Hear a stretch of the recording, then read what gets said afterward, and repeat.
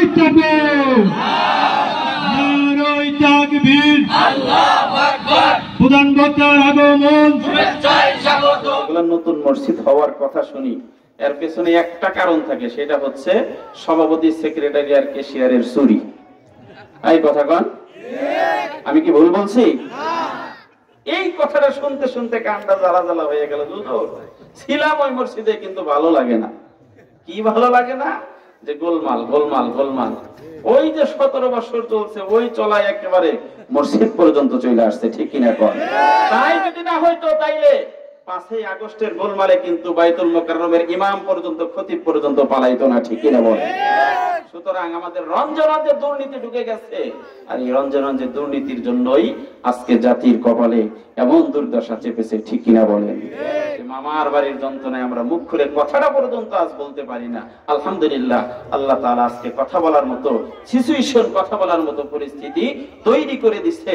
আল্লাহ পাক রব্বুল আলামিন যেন আমাদের সকলকেই ধরে রাখার তৌফিক দান করে। সকলেই বলুন বিকামালিহি কাশাফাত দুজা বিজামালিহি হাসনাত জামিউ খিসালিহি সাল্লু আলাইহি ওয়া আলিহি লা ইলাহা ইল্লাল্লাহ লা ইলাহা ইল্লাল্লাহ লা ইলাহা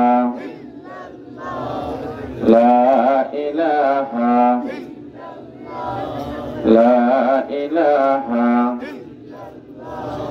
লা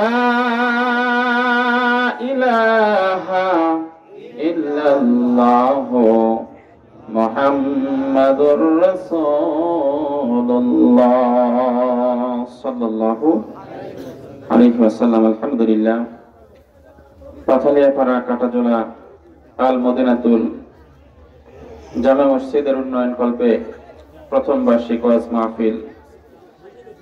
আজকের ওয়াজ মাহফিলের সম্মানিত সভাপতি সাহেব আলহাজ মোহাম্মদ নাসিম উদ্দিন, সভাপতি অত্র মসজিদ সহ আজকের এই মাহফিলের প্রধান অতিথি, বিশেষ অতিথি, মাগরিবের পর থেকে যে সমস্ত হাক্কানি উলামায়ে কেরাম, আলেমে দ্বীন আপনাদের সম্মুখে কোরআন এবং হাদিস থেকে আলোচনা করে আপনাদের সকলকে ধন্য করলেন। বিশেষ করে আমার আগে যিনি আপনাদের সম্মুখে আলোচনা করেছেন, আমি দীর্ঘক্ষণ তার আলোচনা শুনলাম। তো আসলে আমার ভাষায় আমি তাকে বলতে চাই যে কালেকশনের মেশিন, নাকি বলেন?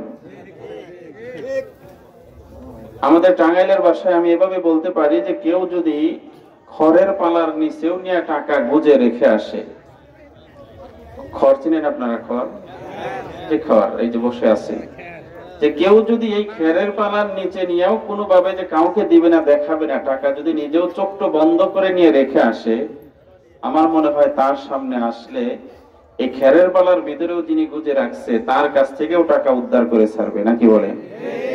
সেই যোগ্যতা আল্লাহ দিয়েছে। আল্লাহ পাক রব্বুল আলামিন অতিশয় দয়ালু মেহেরবান, তিনি এক এক ধরনের যোগ্যতা এক একজনকে দিয়ে থাকেন। আলহামদুলিল্লাহ, আমরা দোয়া করি হুজুরকে আল্লাহ পাক রব্বুল আলামিন দীর্ঘ নেক হায়াত দান করুক। সকলেই বলুন আমিন। আর একটু জোরে কোন আমিন। তো আমার ভাইরা, আজকের এই মাহফিলের প্রধান বক্তা, আমার আগে যিনি আলোচনা করলেন, আলোচনা করে আপনাদের সকলকে ধন্য করলেন, তারা সহ আজকে যারা এই মাহফিলের প্যান্ডেল, সাউন্ড সিস্টেম অথবা সব কার্যকলাপের ভিতরে সহযোগিতা করেছেন, আমি সকলকে জানাই আন্তরিক মোবারকবাদ। তো আসুন যে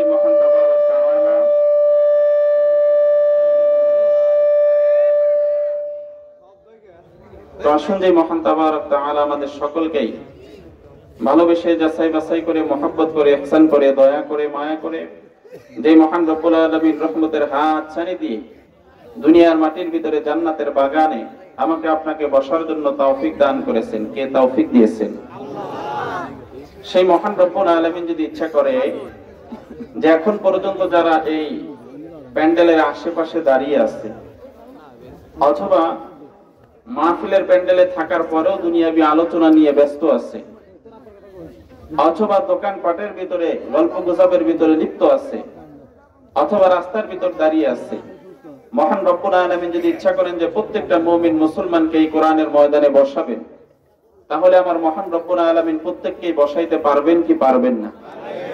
তাহলে সর্বপ্রথম তাদের জন্য দোয়া করি, মহান রব্বুল আলামিন যেন প্রত্যেকটা মুমিন মুসলমান ভাইকে এই কোরআনের ময়দান পর্যন্ত আসা এবং বসার জন্য তৌফিক দান করে। সকলেই বলুন আমিন। আর একটু জোরে কোন আমিন।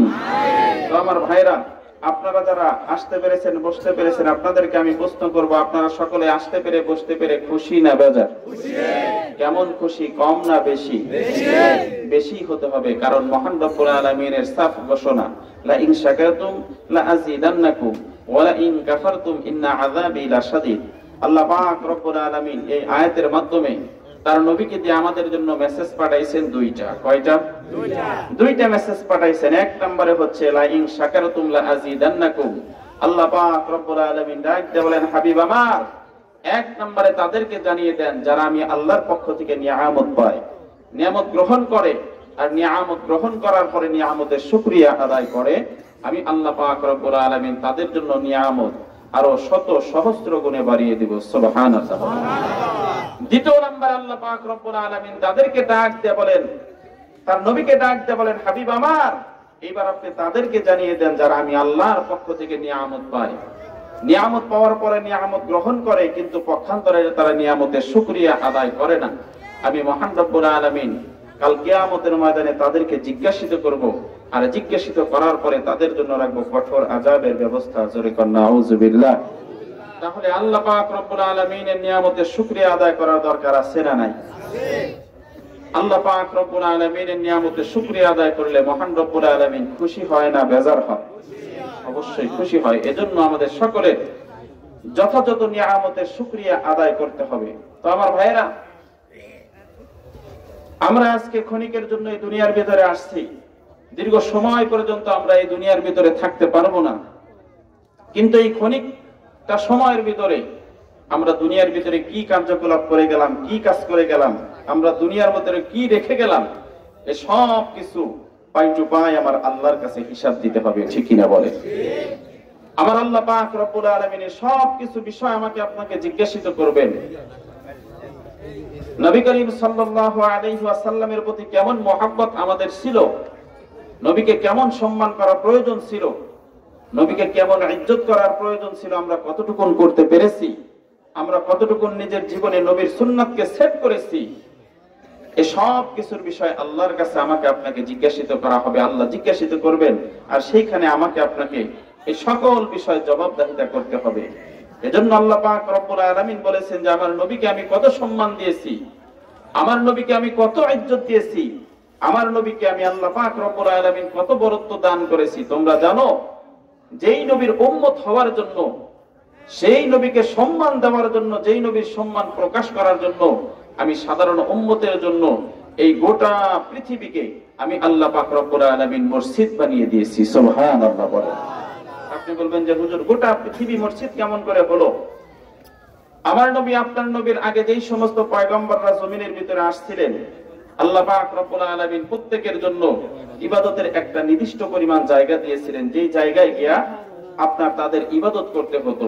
কিন্তু আমার নবীর সম্মানে আল্লাহ পাক রব্বুল আলামিন গোটা পৃথিবীটাকে ইবাদতের জায়গা বানিয়ে দিয়েছে। সুবহানাল্লাহ। বলেন।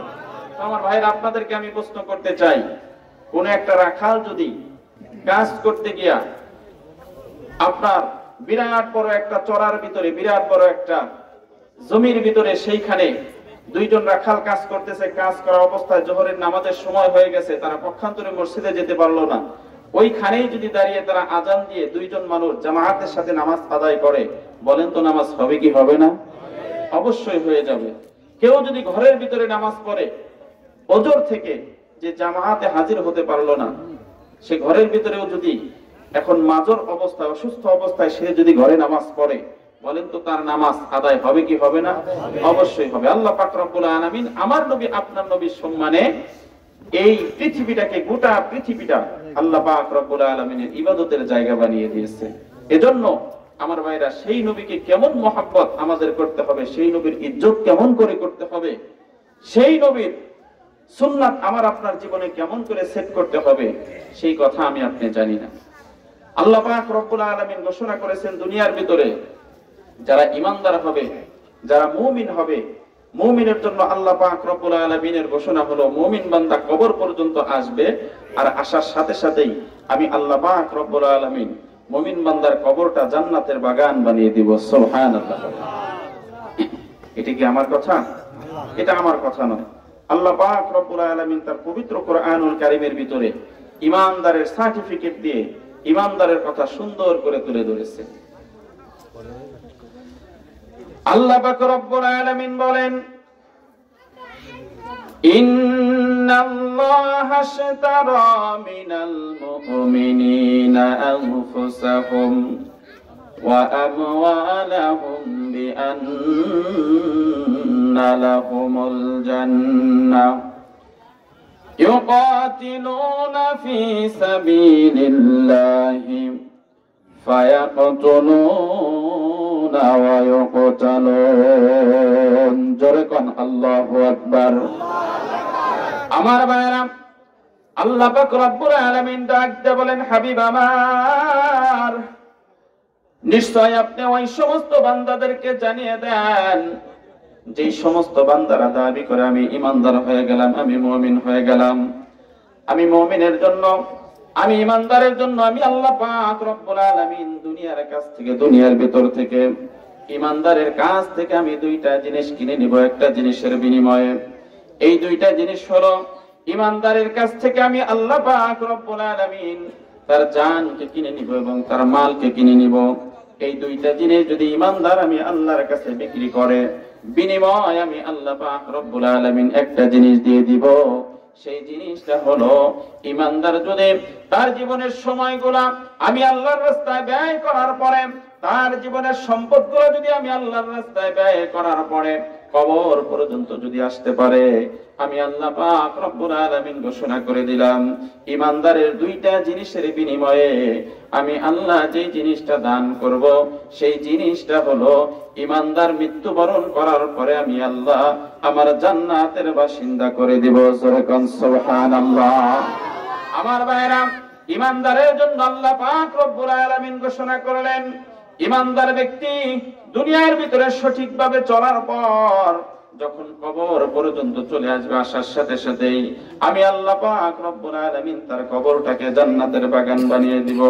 এখন আমি আপনি ইমানদার হতে পারলাম কিনা, আমি আপনি ইমানদার সঠিকভাবে হতে পারলাম কিনা, এই জিনিসটা বলেন তো জানার দরকার আছে না নাই? আমার ভাইরা, দুনিয়ার ভিতরে একজন ইমানদারের সার্টিফিকেট কি? ইউনিয়ন পর্যায়ে যিনি থাকেন চেয়ারম্যান, সেই চেয়ারম্যানের কাছ থেকে সার্টিফিকেট নিলে হবে। আরে ভাই, ইউনিয়ন পর্যায়ের চেয়ারম্যান কেমন করে সার্টিফিকেট দিবে? আজকে যারা সার্টিফিকেট দিবে তারাই তো তাদের বংশ সহ মামার বাড়ি চলে গেছে, ঠিক কিনা বলেন? আমার অন্তরে দুঃখ লাগে। আর এই 17টা বছর যাবত আমরা যেই জিনিসটা বেশি বেশি শুনলাম, সেটা হচ্ছে আমরা সকলেই পাকিস্তানের দালাল, ঠিক কিনা বলেন? আমরা যদি দাড়ি টুপি থাকে, নামাজ যদি কোনো ব্যক্তি পড়ে, তাদের তোকমা লাগানো হতো এরা হচ্ছে পাকিস্তানের দালাল। আল্লাহি আল্লাহর কসম করে বলি, পাকিস্তানের দালাল বলার পরেও মৃত্যুর পরোয়া করে নাই, ফাঁসির কাষ্টে ঝুলেছে, জীবন ভরা এই যন্ত্রণা সহ্য করেছে। এত কিছু সহ্য করেও কোনো মানুষকে দেখি নাই, কোনো আলেমকে দেখি নাই যে ফাঁসির ভয়ে, মাইরের ভয়ে অথবা জেল জুলুমের ভয়ে একটা মানুষ পাকিস্তানে পলায়ন করেছে, ঠিক কিনা বলেন? কিন্তু 17 বছর পর আমরা যাদেরকে ইন্ডিয়ার দালাল বলেছি, পক্ষান্তরে কিছুক্ষণ সময় পরে আমরা সময় মতো দেখতে পেলাম যে তারা চারটি পাট্টি সহ তাদের পরিবার সবকিছু সহ আসলে মামার বাড়ির দালাল যারা, তারা ঠিকই সময় মতো সকলেই মিলে মামার বাড়ি চলে গেছে, ঠিক কিনা বলে? সুতরাং আলেমরা কোনোদিন ধর্ম ব্যবসা করে না। ধর্ম ব্যবসা যারা করে তারা সব সময় দেখবেন যে ওই যে জুমার দিনের আগে, ঈদের দিনের আগে, বিশেষ করে ভোটের আগে তারা সুন্দর সুন্দর টুপি পরে মসজিদে গিয়া তারা ধর্ম ব্যবসা শুরু করে, ঠিক কিনা বলেন? এজন্য আমার ভাইরা, ইমানদারের সার্টিফিকেট কোরআন থেকে নিতে হবে। ইমানদারের সার্টিফিকেট কোনোদিন ইউনিয়ন পর্যায়ে হয় না, ঠিক কিনা বলেন? আমার ভাইরা,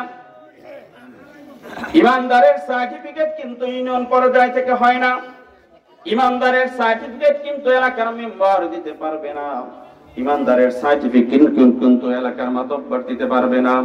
ইমানদারের সার্টিফিকেট নিতে হবে আমার মহান রব্বুল আলামিনের কাছ থেকে। জোরে কোন কথা ঠিক কিনা?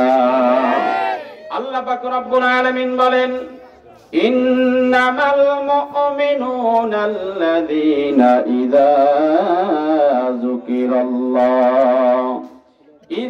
যুকিরাল্লাহু ওয়াজিলাত কুলুবুহুম ওয়া ইযা তুলিয়াত আলাইহিম আয়াতুহু যাদাতুহুম ঈমানা। জোরে কোন আল্লাহু আকবার। আল্লাহ পাক রব্বুল আলামিন বলেন, ইন্নামাল মুমিনুন, নিশ্চয় হচ্ছে তারা ঈমানদার, তারা মুমিন, যাদের সামনে ইযা যুকিরাল্লাহ, যখন আমি আল্লাহ পাক রব্বুল আলামিনের নামের তাজকিরা করা হয়, জিকির করা হয়, আর জিকির করার সাথে সাথে যাদের অন্তরটা ব্যথায় ব্যথিত হয়ে যায়, যাদের অন্তরটা বিগলিত হয়ে যায়, আল্লাহ পাক রব্বুল আলামিন বলেন, এক নাম্বার ঈমানদারের বৈশিষ্ট্য ওই ব্যক্তির ভেতরেই খুঁজে পাওয়া যায়। সূরা কান সুবহানাল্লাহ। আল্লাহ পাক রব্বুল আলামিন বলেন, ওয়া ইযা তুলিয়াত আলাইহিম আয়াতুহু যাদাতুহুম ঈমানা, আর যখন তার সামনে আমার কালাম থেকে তেলাওয়াত করা হয়, আর তেলাওয়াত করার সাথে সাথে যেই বান্দার ঈমানটা বেড়ে যায়, ওই ব্যক্তি হলো প্রকৃতপক্ষে দুনিয়ার ভিতরে ঈমানদার তথা মুমিন। জোরে কোন মারহাবা। ওই ব্যক্তি হলো মুমিন, ওই ব্যক্তি হলো ঈমানদার, যার সামনে আল্লাহ নাম নেওয়ার সাথে সাথে অন্তরে ব্যথায় ব্যথিত হয়ে যায়, অন্তরের ভিতরে কেমন যেন একটা অজানা ভয় এসে যায়। আল্লাহ বলেন যে নিঃসন্দেহে ওই ব্যক্তি হলো ঈমানদার, ওই ব্যক্তি হলো মুমিন। সুবহানাল্লাহ পড়েন। এজন্য আমার ভাইরা, আল্লাহ আমাদেরকে এত সম্মান কিসের জন্য দিলেন? একমাত্র আমার আপনার নবী হযরত মুহাম্মদুর রাসূলুল্লাহ সাল্লাল্লাহু আলাইহি ওয়াসাল্লামের জন্য দিলেন। আমার নবী আপনার নবী কেমন নবী? আমার নবীকে আল্লাহ কেমন ইজ্জত দান করেছেন, কেমন সম্মান দান করেছেন, যে যেই নবীর উম্মত হওয়ার জন্য অন্যান্য নবী রাসূলরা পর্যন্ত আল্লাহ পাক রব্বুল আলামিনের কাছে দরখাস্ত করেছেন যে আল্লাহ, আমি আর নবী থাকতে চাই না, আল্লাহ তাআলা আপনি আমাকে আখির জামানার পয়গম্বর হযরত মুহাম্মদুর রাসূলুল্লাহ সাল্লাল্লাহু আলাইহি ওয়াসাল্লামের আপনি উম্মত বানিয়ে দেন। সুবহানাল্লাহ বলেন। আমি আপনাদেরকে জিজ্ঞাসা করতে চাই, আপনারা কি আমার কথা বুঝতেছেন? হ্যাঁ।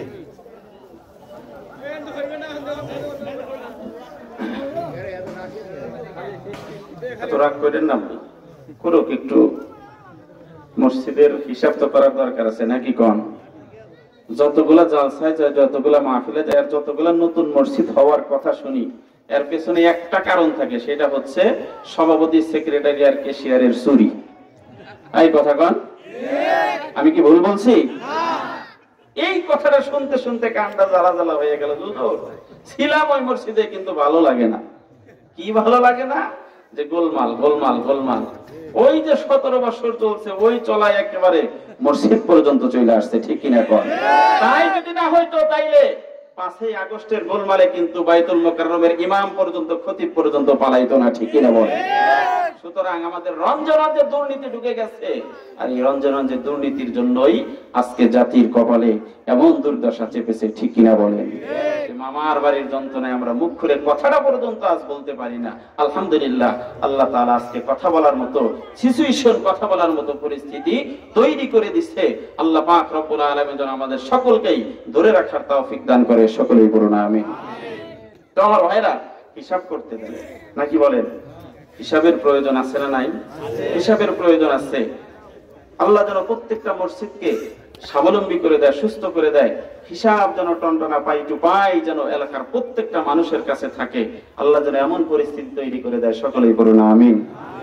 আবার মসজিদ কমিটির যারা আছে রাগ করেন না নাকি বলেন? তো যাই হোক, এখন আমি বললাম যে আল্লাহ পাক রব্বুল আলামিন আমার নবীকে এত বেশি সম্মান দান করলেন যে অন্যান্য স্বয়ং নবী পর্যন্ত আল্লাহর কাছে এমন দরখাস্ত করেছেন যে আল্লাহ, আমি আর নবী থাকতে চাই না, আপনি আমাকে আখিরে জামানার পয়গম্বরের উম্মত বানিয়ে দেন। আমার ভাইরা, আপনাদেরকে আমি প্রশ্ন করতে চাই, জীবনে কি কোনোদিন শুনেছেন যে কোনো চেয়ারম্যান গিয়া আপনার উপজেলায় গিয়া বলেছে, ইউনো স্যারের কাছে বলেছেন যে স্যার, আমি আর চেয়ারম্যান থাকতে চাই না, আমাকে আপনি সাধারণ একটা মেম্বার বানিয়ে দেন। এমন দাবি কি কেউ কোনোদিন করছে? কথা বলেন, করছে? কোনোদিন করে না, আমার জীবনে আমি শুনি নাই, বা হয়তো বা আপনারাও শোনেন নাই। অথবা কেউ কোনোদিন একটা মেম্বার হওয়ার পরে চেয়ারম্যানের কাছে গিয়ে এমন আর্জি করে নাই, এমন কাকুতি করে নাই যে চেয়ারম্যান সাহেব আমি আর অমুক ওয়ার্ডের মেম্বার থাকতে চাই না, আমাকে আপনি একটা সাধারণ চৌকিদার বানাইয়া দেন। এমন কথা কি কেউ বলছে? এমন কথা বলে নাই। চৌকিদার কোনোদিন দফাদার হতে বলে নাই, দফাদার কোনোদিন সাধারণ গার্ডের চাকরি এমন করে আর্জি করে না, এমন চিন্তা ভাবনা করে না। সকল মানুষের চিন্তা ভাবনা থাকে যে আমি উপরের দিকে যাব, আমি পাওয়ারফুল একটা লিডার হব, আমি এর চাইতে বেশি উন্নত আর একটা জায়গায় যাব। ঠিক কিনা বলেন? কিন্তু আমার আপনার নবীর কি এমন গুণ, কি এমন স্পেশালিটি, কি এমন সম্মান, কি এমন কদর, যেই কদর দেখার পরে অন্য অন্য নবী পর্যন্ত বলেছেন যে আল্লাহ আমি আর নবী থাকতে চাই না, আপনি আমাকে আখেরি জামানার পয়গম্বরের সাধারণ একটা উম্মাত বানিয়ে দেন। সুবহানাল্লাহ পড়েন। আমার ভাইয়েরা, এই বিষয়টা আমাদের জানার দরকার আছে না নাই? আমি এখানে আসার পরেই শুনতে পাইলাম যে কালেকশনে অস্ত গেছে, মানে শোনার মতো সেরকম পরিস্থিতি হয় নাই যে এখন ওয়াজ করতে হবে। তো আমি আপনাদের সম্মুখে হয়তো খুব অল্প সময় কথা বলবো, কিন্তু অল্প সময় আপনারা যদি ধৈর্য ধরে বসেন, এবং আমি আপনাদের সকলকে বিশেষ করে অনুরোধ করব যে আখেরি মোনাজাত পর্যন্ত যদি আপনারা বসেন, তাহলে আপনাদের সাথে কিছু কথা বলা যেতে পারে ইনশাআল্লাহ। তো আমার ভাইরা, আমি বলতেছিলাম যে বিশ্বনবী সাল্লাল্লাহু আলাইহি ওয়াসাল্লামকে আল্লাহ পাক রব্বুল আলামিন এমন কিছু ক্ষমতা দান করলেন, এমন কিছু সম্মান দান করলেন, যেই সম্মানের জন্য অন্যান্য নবী রাসূল পর্যন্ত বলেছে যে আল্লাহ আমি আর নবী থাকতে চাই না, আপনি আমি আখির জামানার পয়গম্বরের সাধারণ একটা উম্মত বানিয়ে দেন। এই যে এই কথাটা তিনি কেন বলেছেন, কি দেখে বলেছেন, কি এমন আশ্চর্য লেগেছে যে আশ্চর্যের কারণে এই কথা বলেছেন, যেই কথাটা হযরতে ঈসা আলাইহিস সালাতু ওয়াস সালাম বলেছেন, আর আল্লাহ পাক রব্বুল আলামিন হযরতে ঈসা আলাইহিস সালাতু ওয়াস সালামের এই দোয়াটা কবুল করেছেন। সুবহানাল্লাহ। তো আমার ভাইরা, আমি আমার বয়ানের শুরুতেই বলেছি যে আমার নবীর জন্য আল্লাহ পাক রব্বুল আলামিন গোটা পৃথিবীটাকে আমাদের জন্য ইবাদতের জায়গা বানিয়ে দিয়েছেন। কিন্তু তার আগে যিনি জমিনের ভিতরে আসছিল হযরতে ঈসা আলাইহিস সালাতু ওয়াস সালাম, তাদের জন্যই নির্দিষ্ট একটা ইবাদতের জায়গা ছিল। হযরতে ঈসা নবী একদিন বিকাল বেলায় তার ইবাদতের জায়গায় গিয়ে ইবাদত করতেছেন। ইবাদত শেষ করে যখন তিনি ধরে নেন যে তার মসজিদ, ওই মসজিদ থেকে যখন তিনি বের হয়ে আবার পূর্ব দিগন্ত পর্যন্ত হেঁটে হেঁটে আসতেছেন, তো আসার সময় তিনি লক্ষ্য করতেছেন যে রাস্তার ডান পাশেই মরুভূমি একটা জায়গা, একটা জমিনের ভিতরে এত এত সুন্দর সাদা দবদবে দুধের মতো একটা পাথর দেখা যায়, যেই পাথরটা তিনি তার জন্মের পরে, তিনি তার পূর্ণাঙ্গ বয়সের ভিতরে এত সুন্দর পাথর কোনোদিন দেখে নাই। সুবহানাল্লাহ পড়েন। হযরতে ঈসা আলাইহিস সালাম এই পাথরটা দেখার পরে তিনি একটু আশ্চর্য হয়ে গেলেন। তার কাছে কেমন যেন আশ্চর্য লাগলো। আশ্চর্য লাগার পরে তিনি আস্তে আস্তে করে পাথরের দিকে এগিয়ে গেলেন। আর এগিয়ে যাওয়ার পরে তিনি দেখতেছেন যে আরে এই পাথরটা যদি এত বেশি সুন্দর হতে পারে, যেই পাথরটা এত বেশি সাদা, যে দুধের চাইতেও বেশি সাদা, এই পাথর যদি এত বেশি সুন্দর হতে পারে, তাহলে এই পাথর যিনি সৃষ্টি করেছেন তিনি না জানি কত সুন্দর। আল্লাহু আকবার। তিনি না জানি কত সুন্দর। মনে মনে ভাবতেছেন যে এই পাথর সৃষ্টি করেছেন একজন, তিনি হলো আমার মহান রব্বুল আলামিন। এই চিন্তা চেতনা করার পরে তার জবান দ্বারা তিনি বলতেছেন সুবহানাল্লাহ। কি বলছেন? আর একটু জোরে কোন, গুনাহ হবে না কিন্তু। তিনি বলছেন যে সুবহানাল্লাহ। এখন আমরা তো আশ্চর্য হলে আশ্চর্য প্রকাশ করার আমাদের কিছু নিয়ম আছে, যে ওরে মা রে, বাবা রে, ইয়া রে, এত বড় রে, আছে না? আমরা আশ্চর্য প্রকাশ করি, মা রে এত বড়, মানে এইভাবে আমরা আমাদের আশ্চর্য প্রকাশ করি। কিন্তু আম্বিয়া আলাইহিস সালাম এখন পর্যন্ত আল্লাহর খালেস বান্দা যারা, তারা আশ্চর্যজনক কোনো কিছু দেখার সাথে সাথে তাদের অন্তরের ভিতরে একটা জিনিস আসে, সেই শব্দগুলো হচ্ছে আল্লাহু আকবার, সুবহানাল্লাহ অথবা আলহামদুলিল্লাহ। ঠিক কিনা বলেন? তো হযরত ঈসা আলাইহিস সালাম পাথর দেখে আশ্চর্য হয়েছে। আশ্চর্য হওয়ার পরে বলতেছেন সুবহানাল্লাহ। আবার দ্বিতীয়বার তিনি দেখতেছেন যে এই পাথরটা এত বেশি সুন্দর, আর এই পাথরটা এত বেশি সাদা দবদবে দুধের মতো সাদা, আর এই পাথরটা এত বেশি বড় একটা পাথর, যেই পাথরটা আসলে জমিনের ভিতরে থাকার কথা, কিন্তু এই পাথরটা জমিন থেকে 1 ফিট পরিমাণ উপরে শূন্যের ভিতরে অবস্থান করতেছে। একেবারে শূন্যের ভিতরে এই পাথরটা ঝুলতেছে, ঝুলে ঝুলে অবস্থান করতেছে। এই দৃশ্য দেখেও তার কাছে আশ্চর্য মনে হয়েছে।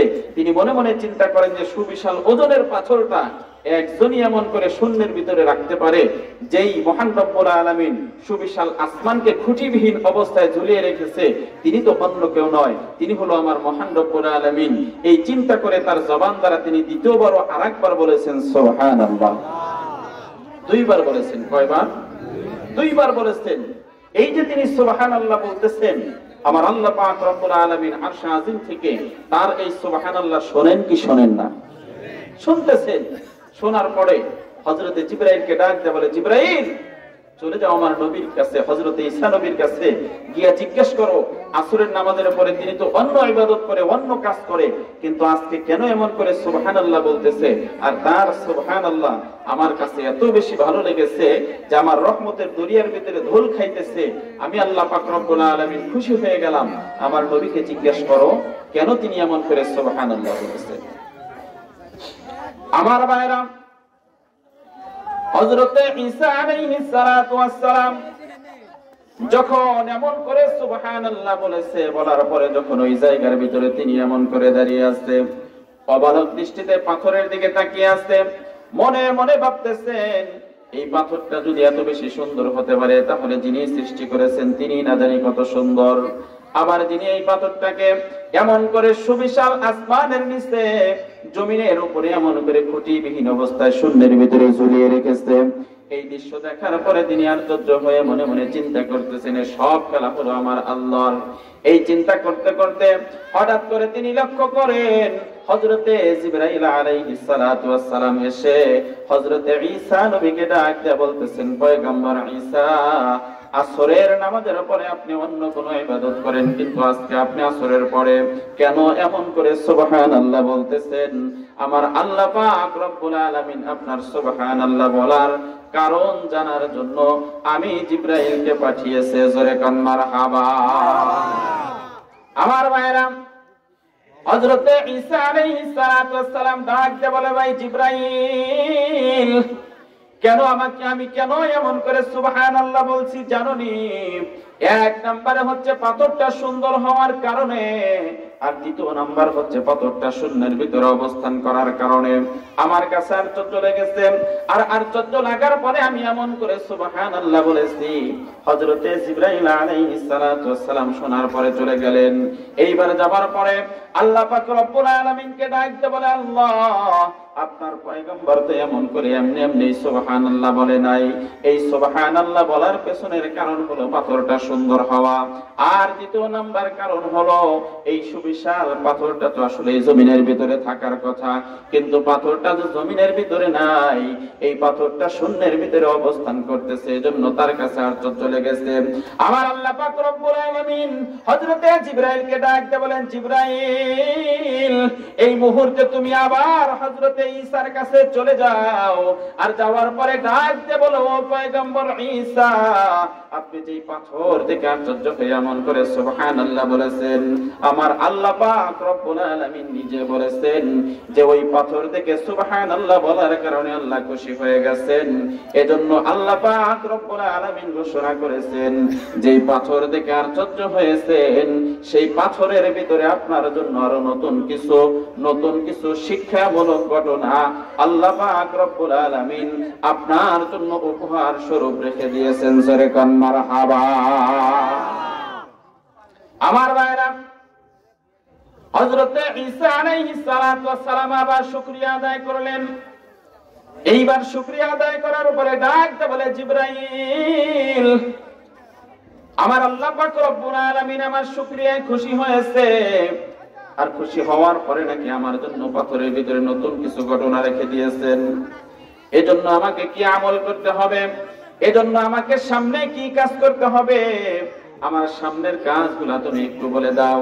সাথে সাথে হযরতে জিবরাইল ডাক দিয়ে বলে, পয়গম্বর, এজন্য আপনার একটা কাজ করতে হবে। সেই কাজ হলো অত্যন্ত সহজ একটা কাজ। এই কাজটা হলো আপনাকে একটা কাজ করতে হবে।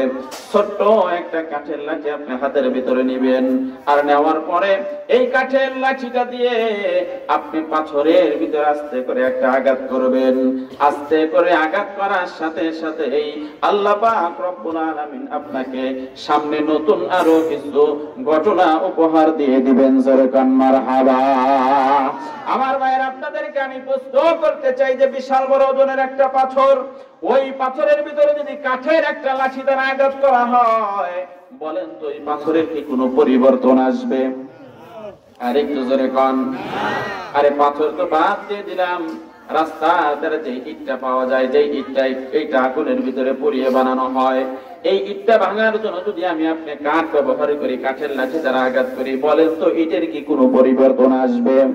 আমরা সকলেই জানি এই ইটটা ভাঙার জন্য তার চাইতে শক্ত একটা বস্তুর প্রয়োজন, আর সেই বস্তুটা হলো অবশ্যই আমাদেরকে দাতব ব্যবহার করতে হবে, লোহা ব্যবহার করতে হবে। তার চাইতে শক্ত জিনিস দিয়ে এই জিনিসটাকে ভাঙতে হবে।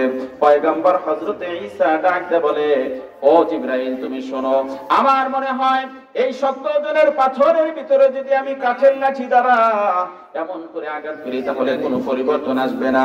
হযরতে জিবরাইল ডাকতে বলে, পয়গম্বর আপনার কাজ হলো শুধু পাথরের ভিতরে আঘাত করা, আর বাকি কাজ আমার আল্লাহ পাক রব্বুল আলামিন করে দিবেন। জোরে কান মারহাবা। আমার ভাইরা, এইবার হযরতে ঈসা আলাইহিস সালাম ডান দিকে তাকায়, আবার বাম দিকে তাকায়, আবার পেছনের দিকে তাকায়, এদিক সেদিক তাকানোর পরে তিনি লক্ষ্য করলেন যে একটা গাছের ভিতরে ছোট্ট একটা শুকনো মরা ডাল দেখা যায়। তিনি আস্তে করে গিয়া ওইখান থেকে ছোট্ট ডালটা হাতের ভিতরে নিয়ে নিলেন। এইবার নেওয়ার পরে তিনি আস্তে আস্তে করে পাথরের দিকে এগিয়ে আসে। এইবার আসার পরে যখন তিনি পাথরের চূড়ান্ত কাছাকাছি চলে গেছে, এইবার যাবার পরে তিনি আস্তে করে পাথরের ভিতরে আঘাতটা করবেন। এই আঘাতটা করার জন্য যতক্ষণ তিনি এমন করে লাঠিটা উঁচু করেছেন, উঁচু করার পরে যখন পাথরের কাছাকাছি লাঠিটা নিয়ে নিয়েছেন, নেওয়ার সাথে সাথেই হযরতে জিবরাইল আলাইহিস সালাম ডাকতে বলে, পয়গম্বর আপনি এমন করে কাঠের লাঠি নয়, যদি আরো শক্ত লাঠি হয়, সেই লাঠি দ্বারা যদি আপনি সারাটা দিন পর আঘাত করতে থাকেন, এই পাথরের কোনো পরিবর্তন আসবে না, যতক্ষণ পর্যন্ত আপনি আখির জামানার পয়গম্বর হযরতে মুহাম্মদুর রাসূলুল্লাহ সাল্লাল্লাহু আলাইহি ওয়াসাল্লামের সুন্নতের উপর আমল না করবেন। জোরে কান মারহাবা। আমার ভাইরা, এইবার হযরতে জিবরাইলকে ডাকতে বলে, হযরতে ঈসা নবী ডাকতে বলে, ভাই জিবরাইল আমার পরে যেই পয়গম্বর আসবে তার বিষয় আমি জানি, কিন্তু তার অসংখ্য সুন্নত থাকবে, কোন সুন্নতের আমল করতে হবে একটু বলো। সাথে সাথেই হযরতে জিবরাইল ডাকতে বলে, পয়গম্বর আপনি আমার সাথে পড়ে নেন, বিসমিল্লাহির রহমানির রহিম। আমার ভাইরা, আমি আপনাদেরকে প্রশ্ন করতে চাই, বিসমিল্লাহ বলে কাজ শুরু করলে সেই কাজের ভিতরে বরকত দান করে কে? আল্লাহ। আর একটু জোরে কান কে? আল্লাহ। আল্লাহ বরকত দান করে।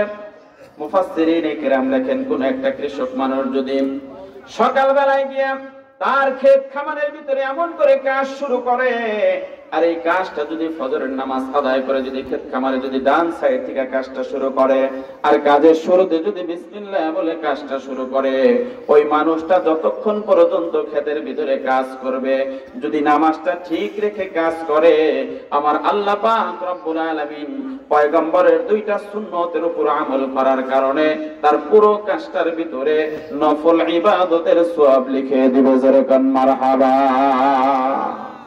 এজন্য আমাদের সকলের জন্য কাজ শুরু করার আগে কাজের শুরুতে কি পড়তে হয়? বিসমিল্লাহির রহমানির রহিম। এবং শব্দ অনুযায়ী প্রত্যেকটা কাজ শুরু করতে হয় ডান সাইড থেকে, ঠিক কিনা বলেন? প্রত্যেকটা কাজ শুরু করতে হয় ডান সাইড থেকে। হ্যাঁ, কিছু কিছু কাজ আছে যেই কাজ আপনি বাম সাইড থেকে বা বাম পা দিয়েও শুরু করতে পারেন। সেই কাজের মধ্যে একটা কাজ হচ্ছে মসজিদ থেকে বের হওয়া, ঠিক কিনা বলেন? আপনি যখন বাথরুমে প্রবেশ করবেন, বাথরুমে প্রবেশ করার সময় আপনি বাম পা দিয়ে প্রবেশ করবেন, ডান পা দিয়ে বের হবেন। তো যাই হোক, তো হযরতে ঈসা আলাইহিস সালাতু ওয়াস সালাম যখন জানলেন যে এই পাথরের ভিতরে আঘাত করতে হলে আমাকে সর্বপ্রথম যে কাজটা করতে হবে সেই কাজ হলো আমাকে বিসমিল্লাহর আমল করতে হবে। তিনি বিসমিল্লাহ পড়ে নিলেন। বিসমিল্লাহ পড়ার পরে তিনি এমন করে আস্তে করে পাথরের ভিতরে একটা আঘাত করলেন। আলতোভাবে পাথরের ভিতরে একটা আঘাত করাও সারা, আর সাথে সাথে এই পাথরটা ভেঙে কয়েকটা টুকরে বিভক্ত হয়ে যাওয়াও সারা। আল্লাহু আকবার বলেন। আমার ভাইরা, আমি আপনাদের কাছে প্রশ্ন করতে চাই, যখন এই মরা একটা গাছের ডাল দিয়ে পাথরের ভিতরে বিসমিল্লাহ বলে আঘাত করলেন, এইবার আঘাত করার পরে যখন পাথরটা ভেঙে টুকরো টুকরো হয়ে গেল, এইবার পয়গম্বর হযরত ঈসা আলাইহিস সালাম আশ্চর্য আরো কম হবে না বেশি হবে? আরেকটু জোরে কোন। আরো বেশি আশ্চর্য হয়ে গেল। এইবার আশ্চর্য হওয়ার পরে আবার তিনি আকাশের দিকে তাকায়। এইবার তাকিয়ে তিনি আরেকবার শুকরিয়া আদায় করলেন, বললেন সুবহানাল্লাহ। আল্লাহ পাক রব্বুল আলামিন ঘোষণা করেন, আমার বান্দা যতই শুকরিয়া আদায় করে, আমি আল্লাহর রহমতের দরিয়ার ভিতরে শুধু দোল খায়। আমি আল্লাহ আমার বান্দাকে তৎক্ষণাৎ সময়, উপযুক্ত সময়টায়, ওই সময়টাই বান্দার জন্য আরো নতুন নতুন উপহার দেওয়ার জন্য আমি আল্লাহ ব্যতিব্যস্ত হয়ে যাই। জোরে কোন মারহাবা। আমার ভাইরা, হযরত ঈসা আলাইহিস সালাম আশ্চর্য হয়ে গেলেন। এইবার আশ্চর্য হওয়ার পর এইবার হযরত জিবরাইলকে ডাক দিয়ে বলে, ভাই জিবরাইল, আমার কাছে অত্যন্ত আশ্চর্য মনে হলো যে ছোট্ট একটা কাঠের লাঠি দ্বারা পাথরের ভিতরে আঘাত করলাম, আর আঘাত করার সাথে সাথে কেমন করে পাথরটা টুকরো টুকরো হয়ে গেল। ও ভাই জিবরাইল, এটা কেমন করে হলো? হযরত জিবরাইল ডাক দিয়ে বলে, পয়গম্বর, আমার আল্লাহ পাক রব্বুল আলামিন বলেছেন, ইন্নামা আমরুহু ইযা আরাদা শাইআন আইয়াকুলা লাহু কুন ফায়াকুন। জোরে কোন আল্লাহু আকবার। আমার ভাইরা, আল্লাহ পাক রব্বুল আলামিন বলেন, আমি যখন দুনিয়ার ভিতরে একটা বস্তু সৃষ্টি করতে চাই, যখন আমি আল্লাহ তৈরি করতে চাই, আমি আল্লাহর হাত দ্বারা ধরতেও হয় না, ছুঁতেও হয় না, আমি আল্লাহর কোনো কিছু করতে হয় না। আমি আল্লাহ শুধু একবার কোন শব্দ ব্যবহার করি, একবার কোন শব্দ ব্যবহার করাও সারা, আর সাথে সাথে উক্ত বস্তুটা জমিনের ভিতরে তৈরি হয়ে যাও সারা। জোরে কোন মারহাবা। এই তো প্রায় 5 মাস আগে একটা ঘটনা আমাদের দেশের ভিতরে ঘটে গেল, খেয়াল আছে আপনাদের? এখন বলেন তো, আমরা কি হাত দ্বারা করতে পারছি? কথা কন। আরে হাত দ্বারা কেমন করে করুন? তাদের কাছে বড় বড় নলের ডগায় গুলি, আর আমাদের কাছে হলো পাথরের টুকরা। এটা দ্বারা সম্ভব না। খেলা কার? ফায়সালা হলো আমার আল্লাহর পক্ষ থেকে। সুতরাং আল্লাহ বলেন যে যতই শক্তিশালী হও, আমি আল্লাহর কাছে তোমাদের কোনো শক্তি নাই। তোমাদের চেষ্টা যেখানে গিয়ে শেষ হয়ে যায়, আমি আল্লাহর সাহায্য ওই জায়গা থেকে শুরু হয়ে যায়। সুবহানাল্লাহ বলেন। জবাব ভাইরা, আল্লাহ পাক রব্বুল আলামিন ঘোষণা করেন, আমি যদি সৃষ্টি করতে চাই, আমি আল্লাহ কোনো কিছু যদি করতে চাই, তাহলে শুধু কোন শব্দ ব্যবহার করি, একবার কোন শব্দ ব্যবহার করা সারা, আর সাথে সাথে ওই বস্তুটা, ওই জিনিসটা জমিনের ভিতরে তৈরি হয়ে যাও সারা। জোরে কোন সুবহানাল্লাহ। আমার ভাইরা, আল্লাহ পাক রব্বুল আলামিন বলেন, যখন ওই জমিনের ভিতরে কোনো কিছু ধ্বংস করতে চাই, তাহলে আমি আল্লাহর হাত দ্বারা ধরতেও হয় না, ছুঁতেও হয় না। আমি আল্লাহ শুধু একবার ফায়াকুন শব্দ ব্যবহার করি, একবার ফায়াকুন শব্দ ব্যবহার করাও সারা, আর সাথে সাথে ওই বস্তুটা জমিনের ভিতর থেকে ধ্বংস হয়ে যাও সারা। জোরে কোন মারহাবা। আমার ভাইরা, এইবার হযরত ঈসা আলাইহিস সালাম আশ্চর্য হলো, আল্লাহর কাছে শুকরিয়া আদায় করলো। এইবার সাথে সাথে হযরত ঈসা নবী ডাক দিয়ে বলে, ভাই জিবরাইল, এক নম্বরে আমি পাথরের ভিতরে আঘাত করলাম, পাথরটা টুকরো টুকরো হয়ে গেল। এইবার আমি দেখলাম আপনার কাছ থেকে একটা প্রশ্ন জিজ্ঞাসা করলাম, আপনার প্রশ্নের জবাব পেয়ে গেলাম। এইবার একটু বলুন তো, সামনে আমার আর কি কাজ করতে হবে, আমি কি কাজ করতে পারি? হযরত জিবরাইল ডাক দিয়ে বলে, পয়গম্বর, আপনার দ্বিতীয়বার যে কাজ করতে হবে সেই কাজ হলো, আপনি সূক্ষ্মভাবে খুঁজে দেখেন, আপনি ভালো করে খুঁজে দেখেন, যে পাথরটা টুকরো টুকরো হয়ে গেল, এই পাথরের ভিতরে বড় একটা অংশ রয়ে গেছে। ওই বড় অংশটা আপনি খুঁজে খুঁজে বের করেন। খুঁজে বের করার পরে আবার বিসমিল্লাহ বলে ওই পাথরের ভিতরে একটা আঘাত করেন। এইবার যখন আপনি আঘাত করবেন তাহলে আপনি আপনার পুরস্কারটা পেয়ে যাবেন। হযরত ঈসা আলাইহিস সালাম যখন এমন করে এই পাথরের টুকরাগুলো খুঁজলেন, এইবার খোঁজার পরে তিনি খুঁজে খুঁজে বের করলেন কোন অংশটা বড় রয়ে গেছে। এই বড় অংশের ভিতরে তিনি আবার বিসমিল্লাহ বলে একটা আঘাত করলেন। দ্বিতীয়বার বিসমিল্লাহ বলে আঘাত করাও সারা, আর সাথে সাথে পাথরের টুকরোটা আরো কয়েকটা ভাগে বিভক্ত হয়ে ওই পাথরের টুকরোর ভেতর থেকে জুব্বা পরিহিত, পাগড়ি পরিহিত, তসবিহ দ্বারা হাতে নিয়ে আল্লাহর একজন ওলি জমিনের ভিতর নেমে আসা সারা। জোরে কান মারহাবা। আমার ভাইরা, আপনাদের প্রশ্ন আসতে পারে, হুজুর কেমন করে পাথরের ভিতরে আবার মানুষ থাকে, ঠিক কিনা বলেন? এমন প্রশ্ন আসতে পারে যে পাথরের ভিতরে আবার মানুষ কেমন করে থাকে। আমি আপনাদেরকে বলতে চাই যে আল্লাহ পাক রব্বুল আলামিন একটা মাছের পেটে গহীন সমুদ্রের ভিতরে একজন নবীকে যেই আল্লাহ পাক রব্বুল আলামিন রেখে জীবিত রাখতে পারেন, সেই আল্লাহ পাক রব্বুল আলামিন যদি ইচ্ছা করে তাহলে পাথরের ভিতরে একটা মানুষকে রাখতে পারেন। জোরে কোন কথা ঠিক কিনা? আমার ভাইরা, যেই আল্লাহ পাক রব্বুল আলামিন কূপের ভিতরে একটা নবীকে রাখতে পারেন, আগুনের কুণ্ডলীর ভিতরে যেই আল্লাহ পাক রব্বুল আলামিন রাখতে পারেন, সেই আল্লাহ পাক রব্বুল আলামিন যদি ইচ্ছা করেন তাহলে পাথরের ভিতরে একটা মানুষকে তিনি জীবিত রাখতে পারেন। আমার ভাইরা, আমি সেদিকে যাব না। এইবার হযরতে ঈসা আলাইহিস সালাম যখন দেখলেন যে ছিল একটা সাদা ধবধবে দুধের মতো পাথর, প্রথমবার আঘাত করলাম ভেঙে গেল, আবার দ্বিতীয়বার আঘাত করলাম একটা মাস্ত মানুষ বের হয়ে আসলো।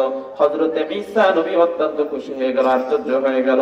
এইবার আশ্চর্য হওয়ার পরে তার জবান দ্বারা তিনি আরেকবার শুকরিয়া আদায় করলেন, বললেন সুবহানাল্লাহ।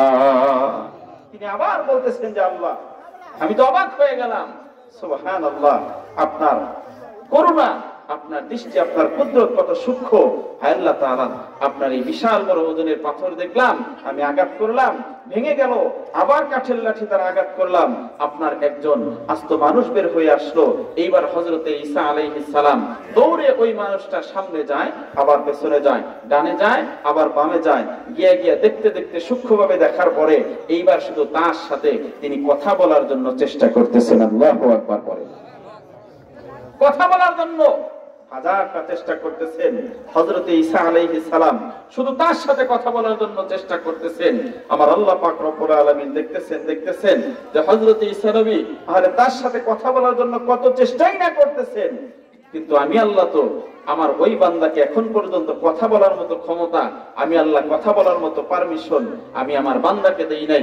সুতরাং ঈসা নবী যতই চেষ্টা করুক না কেন ওই ব্যক্তির সাথে ততক্ষণ কথা বলতে পারবে না যতক্ষণ আমি আল্লাহ পাক রব্বুল আলামিন আমার এই বান্দাকে, আমার আবেদ বান্দাকে কথা বলার জন্য ক্ষমতা না দিয়ে দিব। সুবহানাল্লাহ। পরে আমার ভাইরা, হযরতে ঈসা আলাইহিস সালাতু ওয়াস সালাম এইবার যতই শুকরিয়া আদায় করে ততই আল্লাহ খুশি হয়ে যায়।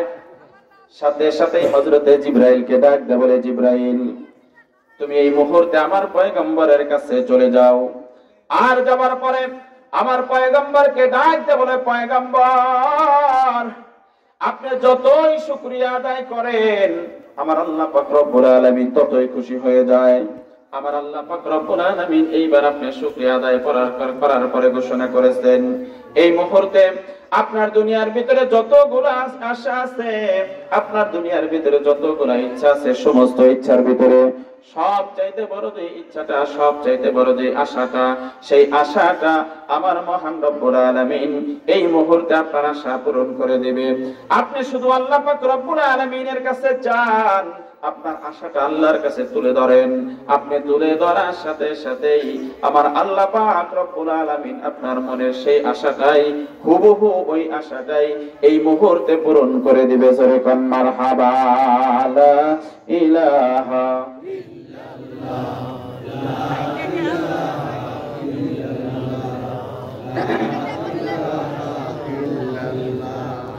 লা ইলাহা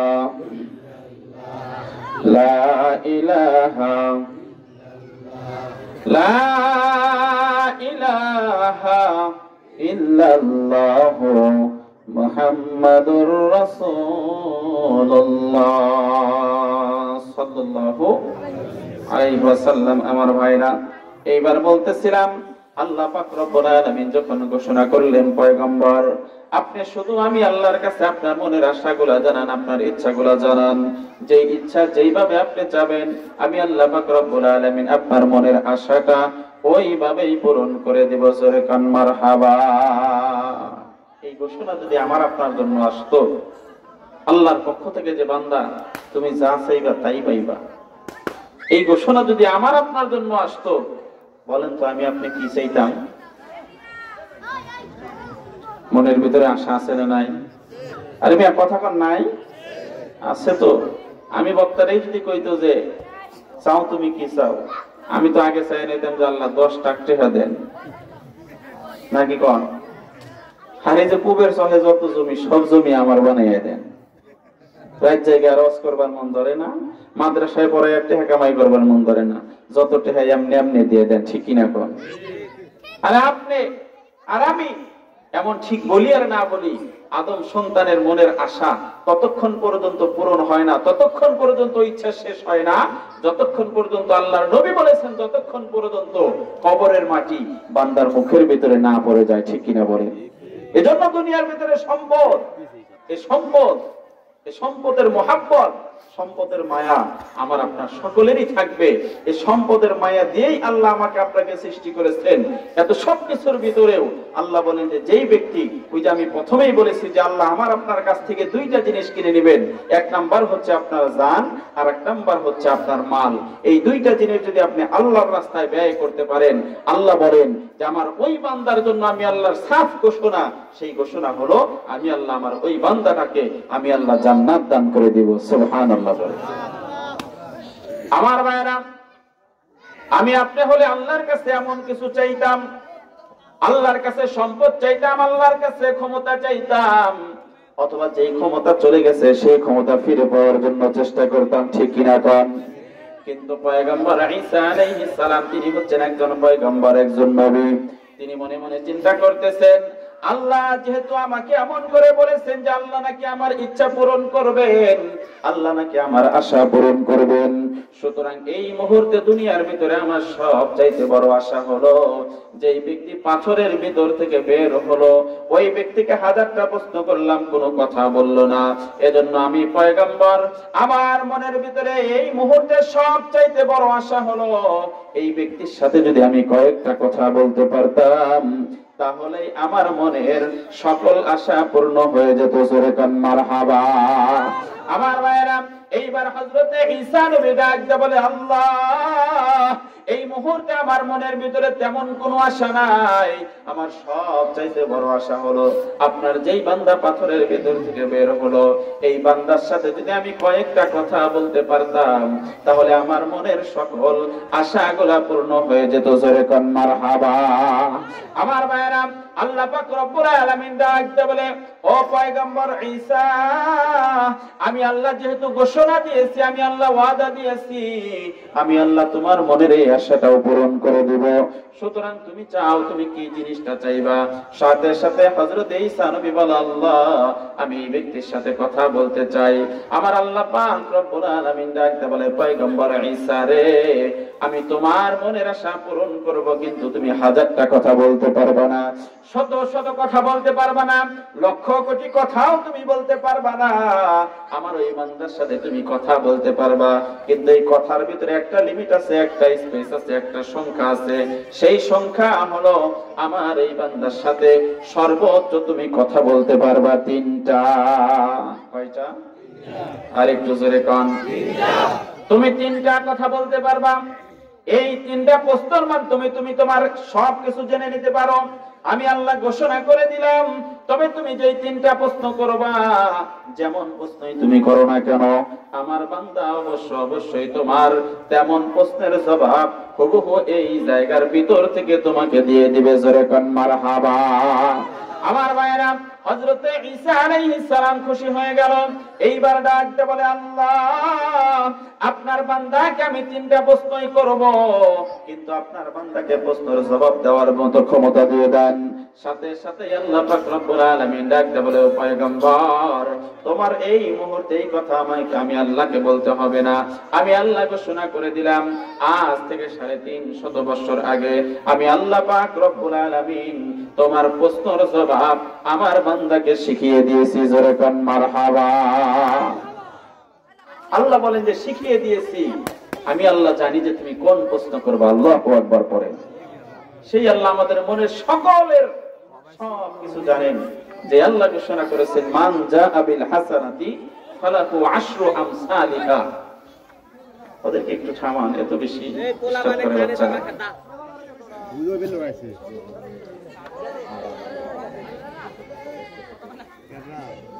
একটু জিকিরের সাথে আপনাদের কাছে যে আমি কয়েকটা জিনিস চাবো, তা তো জানেন যে আজকে মাহফিলটাই হচ্ছে চাওয়ার মাহফিল, ঠিক কিনা কোন? আগে আপনাদের এলাকার মানুষ চাইছে, বা আপনাদের পরিচিত মুখ আপনাদের কাছে চাইছে। জানি না টাঙ্গাইল থেকে কোনো মানুষ আসলে, আর আমার তো জানা নাই যে সিরাজগঞ্জের মানুষ অন্য জেলার মানুষের আবদার রাখে কিনা। সেটা তো আসলে আজকে যে আলোচনা করি, আর যে কোনো বিষয়গুলো চাই, অবাঞ্ছকর কোনো কিছু আপনাদের কাছে চাবো না। যে জিনিসগুলো দেওয়ার মতো ক্ষমতা আপনাদের আছে, সেই জিনিসগুলাই মোটামুটি আপনাদের কাছে আমি চাবো ইনশাআল্লাহ। তো আপনাদেরকে আমি একটু বলতে চাই যে একটু জিকিরের সাথে আপনারা শুধু সামনের জায়গাটা একটু পূরণ করে বসবেন। আপনারা জিকিরের সাথে একটু সামনের জায়গাগুলো একটু আগে আগে সকলে বসবেন। লা ইলাহা ইল্লাল্লাহ, লা ইলাহা ইল্লাল্লাহ, লা ইলাহা ইল্লাল্লাহ,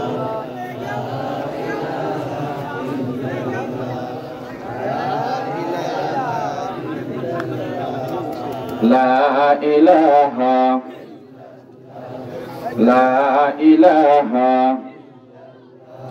লা ইলাহা ইল্লাল্লাহ মুহাম্মাদুর রাসূলুল্লাহ সাল্লাল্লাহু আলাইহি ওয়াসাল্লাম। আমার ভাইরা, আল্লাহ পাক রব্বুল আলামিন বলেন, মান জাআ বিল হাসানাতি ফালাহু আশরু আমসালিহা। কোন ব্যক্তি যদি আমি আল্লাহর রাস্তায় 1 টাকা দান করে, আল্লাহ পাক রব্বুল আলামিন ঘোষণা করে দেয়, তার 1 টাকা দানের বিনিময়ে আমি আল্লাহ পাক রব্বুল আলামিন ওই ব্যক্তিকে 10 টাকা দান করে দেই। জোরে কোন সুবহানাল্লাহ। আমার ভাইরা, হযরতে আলী কাররামাল্লাহু ওয়াজহা, হযরতে ফাতেমাতুজ জোহরা রাদিয়াল্লাহু তাআলা আনহা, এদের অবস্থা এমন শোচনীয় ছিল, এদের অবস্থা এমন ছিল, পারিবারিক অবস্থা কেমন ছিল, তাদের সাংসারিক অবস্থা কেমন ছিল, সবকিছু কিন্তু আমরা জানি, ঠিক কিনা বলেন? তাদের সমস্ত কিছু জানার পরেও তাদের ঈমানটা ছিল এত বেশি শক্ত যে পরিবারের ভিতরে অর্থ বলেন, পরিবারের ভিতরে সম্পদ বলেন, দুঃখ বেদনা বলেন, সবকিছু কিন্তু সর্ব অবস্থায় তাদের ঈমানের কাছে হার মেনেছে। জোরে কোন কথা, ঠিক কিনা? আমার ভাইরা, হযরতে আলী কাররামাল্লাহু ওয়াজহা, তার 2টা কলিজার টুকরা সন্তান হযরতে হাসান হুসাইন রাদিয়াল্লাহু তাআলা আনহু, পরায় 3 দিন যাবত তারা না খাওয়া, পেটের যন্ত্রণায়, পেটের ক্ষুধায় তারা এমন করে মাটির ভিতরে গড়াগড়ি করে কান্না করতেছে। এই অবস্থার ভিতরে হযরতে হাসান হুসাইন কান্না করে, হযরতে ফাতেমাতুজ জোহরা রাদিয়াল্লাহু তাআলা আনহা, তিনিও সন্তানদের অবস্থা দেখে এমন করে কান্না করতেছেন, কান্নায় ভেঙে পড়ছেন। এমন অবস্থায় যখন সন্তানরা ডাকতে বলতেছে, মা গো, এই মুহূর্তে যদি খাবারের ব্যবস্থা না করে দাও, তাহলে মনে হয় আমাদের জীবন বের হয়ে যাবে, আমরা মারা যাব, আমরা আর এই দুনিয়ার ভিতরে বাঁচতে পারবো না। সাথে সাথে ফাতেমাতুজ জোহরা রাদিয়াল্লাহু তাআলা আনহা হযরত আলী কাররামাল্লাহু ওয়াজহাতে হাতে তার নিজের গায়ের চাদরটা উঠিয়ে দিলেন, ডাকতে বললেন, আলী রে, এই মুহূর্তে আপনি মক্কার একটা বাজারে চলে যান, আর যাবার পরে আমার এই গায়ের চাদরটা বিক্রি করেন। বিক্রি করার পরে যে পরিমাণ দিরহাম হয়, যে পরিমাণ দিনার হয়, সেই পরিমাণ দিনার দিরহাম দিয়ে আমার সন্তানদের জন্য আপনি খাবারের ব্যবস্থা করে দেন। আমার ভাইয়েরা, হযরতে আলী কাররামাল্লাহু ওয়াজহা, হযরতে ফাতেমা যোহরা রাদিয়াল্লাহু তাআলা আনহার গায়ের চাদরটা নিয়ে তিনি মক্কার বাজারের ভিতরে চলে গেলেন। এইবার যাবার পরে যখন বাজারের ভিতরে প্রবেশ করেছেন, প্রবেশ করার সাথে সাথেই একজন মানুষ চলে আসছে, ডাক দিয়ে বলে, আলী রে, তুমি যে চাদরটা নিয়ে আসছো, চাদরটা তো অত্যন্ত সুন্দর মনে হয়, বিক্রি করবা কিনা? হযরত আলী বলেন যে অবশ্যই তো বিক্রি করার জন্য নিয়ে আসছি। সাথে সাথেই আল্লাহর বান্দা বলতেছে, আলী কত দিরহামে বিক্রি করবা? হযরত আলী বলেন, আল্লাহর বান্দা, আপনার যেমন মন চায় তেমন একটা দাম ধরে আমার কাছ থেকে আপনি চাদরটা কিনে নিয়ে যান। জোরে কোন সুবহানাল্লাহ। আমার ভাইরা, ওই ব্যক্তি নিজের ইচ্ছায় ডাকতে বলতেছেন, আলী আপনার চাদরটা আমি 6 দিরহামের বিনিময়ে কিনে নিলাম। কয় দিরহাম? আর একটু জোরে কোন, একটু মনে রাখেন, কয় দিরহাম? 6 দিরহামে কিনে নিলেন। এইবার হযরত আলী যখন 6 দিরহামে চাদরটা বিক্রি করলেন, এইবার বিক্রি করার পরে যখন টাকাটা তিনি পকেটের ভিতরে রাখবেন, মনে মনে চিন্তা করতেছেন যে 6 দিরহাম দিয়ে হাসান হুসাইনের জন্য খাবার কিনে নিয়ে যাব, আমার স্ত্রী ফাতেমার জন্য খাবার কিনে নিয়ে যাব। এই চিন্তা করে যখন পেছন দিকে একটু তাকিয়েছেন, তাকানোর সাথে সাথেই দেখেন যে একটা মানুষ এমন করে তার হাতটা বাড়িয়ে দিয়েছেন। দেওয়ার পরে ডাক দিয়ে বলতেছেন, আলী রে, আমার আল্লাহর উদ্দেশ্যে, আল্লাহর খুশির জন্য আমি ভিক্ষুকের হাতের ভিতরে তুমি কিছু তুলে দাও। আমি কয়েকদিন যাবত না খাওয়া, তুমি যদি আমার হাতের ভিতরে আল্লাহর জন্য তুলে দাও, তাহলে আমার আল্লাহর কাছে তোমার জীবনের বরকতের জন্য দোয়া করে দেব। জোরে কোন সুবহানাল্লাহ। আমার ভাইরা, কেমন ঈমান তাদের ছিলেন! হযরত আলী কাররামাল্লাহু ওয়াজহা তখন দুর্লমান অবস্থায় দাঁড়িয়ে চিন্তা করলেন, এই 6 দিরহাম দিয়ে সন্তানের জন্য কেমন খাবার নিতে পারবো? তার চাইতে ভালো হয় এই 6 দিরহাম আমি এই মুহূর্তে আল্লাহর রাস্তায় দান করে দিলাম। জোরে কোন সুবহানাল্লাহ। আমার ভাইরা, হযরত আলী দান করে দিলেন। সাথে সাথে এইবার হযরত আলী কাররামাল্লাহু ওয়াজহার হাতটা ফাঁকা, তার হাতের ভিতরে একটা পয়সাও নাই, একটা দিনার দিরহাম কোনো কিছু নাই। হযরত আলী মনে মনে চিন্তা করতেছেন যে আসলাম খাবার কেনার জন্য, চাদরটাও বিক্রি হয়ে গেল, টাকাটাও আমার হাতের মধ্যে থেকে চলে গেল, এইবার খালি হাতে আবার বাড়ি চলে যাই। সাথে সাথেই হযরত আলী যখন বাড়ির ভিতর থেকে বের হয়েছে, বাজারের ভেতর থেকে বের হয়েছে, এইবার সাথে সাথে দেখতেছেন যে পথিমধ্যে রাস্তার ভিতরে একজন আল্লাহর বান্দা একটা উট নিয়ে দাঁড়িয়ে আছে। ডাক দিয়ে বলতেছেন, আলী রে, আমি তোমার কাছে উটটা বিক্রি করতে চাই। হযরত আলী বলেন যে আমার কাছে কোনো টাকা নাই। সাথে সাথে আল্লাহর বান্দা ডাক দিয়ে বলে, আলী, আমি তোমার কাছে বাকিতে উটটা বিক্রি করতে চাই। তুমি এই মুহূর্তে আমার কাছ থেকে বাকিতে উটটা কিনে নাও, আর নেওয়ার পরে মক্কার বাজারে গিয়ে উটটা বিক্রি করো। বিক্রি করার পরে তোমার যেই ব্যবসা হবে, তোমার যেই মুনাফা হবে, লাভ হবে, সেই লাভের টাকা তুমি তোমার সংসারের জন্য, এমন করে তোমার পরিবারের জন্য খরচ করবা। জোরে কোন মারহাবা। আমার ভাইয়েরা, হযরত আলী ডাক দিয়ে বলে, আল্লাহর বান্দা, আপনি যে উটটা নিয়ে আসছেন, এই উটটা আপনি কত টাকায় বিক্রি করতে চান একটু বলুন। সাথে সাথে আল্লাহর বান্দা বলে, আলী রে, আমি 60 দিরহামে আপনার কাছে উটটা বিক্রি করব। সাথে সাথে আল্লাহর বান্দা হযরত আলী আল্লাহর বান্দার কাছ থেকে উটটা ক্রয় করলেন। ক্রয় করে যখন আবার বাজার পর্যন্ত চলে গেলেন, এইবার যাওয়ার সাথে সাথে আরেকজন ব্যক্তি ডাক দিয়ে বলে, আলী রে, এত সুন্দর উটটা তুমি বিক্রি করবা কিনা? হযরত আলী বলেন যে অবশ্যই আমি উটটা বিক্রি করব। ডাক দিয়ে বলতেছেন, আলী কত দিরহাম চাও? হযরত আলী আবার বলতেছেন, আপনার যা ইচ্ছা হয় তেমন একটা দামে আমার কাছ থেকে উটটা কিনে নিয়ে যান। আল্লাহর বান্দা ডাক দিয়ে বলতেছেন, আলী রে, আপনার কাছ থেকে উটটা কিনে নিলাম আমি 160 দিরহামের বিনিময়ে। জোরে কোন মারহাবা। কত দিরহাম? 160 দিরহাম। হযরত আলী রাদিয়াল্লাহু তাআলা মনে মনে খুশি হয়ে গেলেন, আল্লাহর কাছে শুকরিয়া আদায় করলেন। আল্লাহ পাক রব্বুল আলামিন হযরত আলীর কথা শুনলেন। এবার হযরত আলী যখন 160 দিরহামে উটটা বিক্রি করছেন, বিক্রি করার পরে পেছন দিকে যখন তাকাইছেন, যার কাছ থেকে বাকিতে উটটা কিনছিলেন তিনি চলে আসছেন যে, আলী, আপনি আমার বাকি টাকাটা দিয়ে দেন। হযরত আলী 60 দিরহাম পরিশোধ করে দিলেন। এই পর্যায়ে হযরত আলীর কাছে 100 দিরহাম। কত দিরহাম? 100 দিরহাম। 100 দিরহামে উটটা কিনেছিলেন, বিক্রি করছেন 160 দিরহামে, 100 টাকা দিয়ে দিলেন। এইবার হযরতে আলীর কাছে আছে 60 দিরহাম। কত দিরহাম? 60 দিরহাম।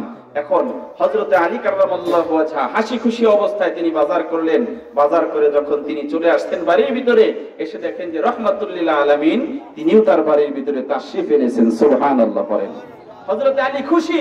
এবার রাহমাতুল লিল আলামিন ডাকতে বলতেছেন, আলী তুমি এত খুশি কিসের জন্য? হযরত আলী বলতেছেন, ওগো নবীজি, আমি মক্কার বাজারে গিয়েছিলাম, আমি আলী খুব সহজে আজকে একটা ব্যবসা করেছি। বিশ্বনবী সাল্লাল্লাহু আলাইহি ওয়াসাল্লাম ডাকতে বলে, আলী কিসের ব্যবসা করেছো? তুমি কি উটের ব্যবসা করেছো? আল্লাহু আকবার পড়েন। হযরত আলী ডাকতে বলেন, ইয়া রাসূলুল্লাহ, ব্যবসা করলাম আমি। আর জানলেন আপনি? কেমন করে জানলেন? বিশ্বনবী ডাকতে বলেন, আলী রে, আমার আল্লাহ বলেছেন, মান জাআ বিল হাসানাতি ফালাহু আশরু আমসালিহা। আমার আল্লাহ বলেছেন, কেউ যদি আল্লাহর রাস্তায় 1 দান করে, আমার আল্লাহ পাক রব্বুল আলামিন তাকে ওই 1-এর বিনিময়ে 10 দান করে দেয়। সুবহানাল্লাহ পড়েন। আলী তুমি চাদর বিক্রি করে 6 দিরহাম দান করেছিলা, এজন্য আমার আল্লাহ মুহূর্তের ভিতরে তোমাকে ওই 6 দিরহামের বিনিময়ে আল্লাহ পাক রব্বুল আলামিন 60 দিরহাম দান করেছে। সুবহানাল্লাহ পড়েন।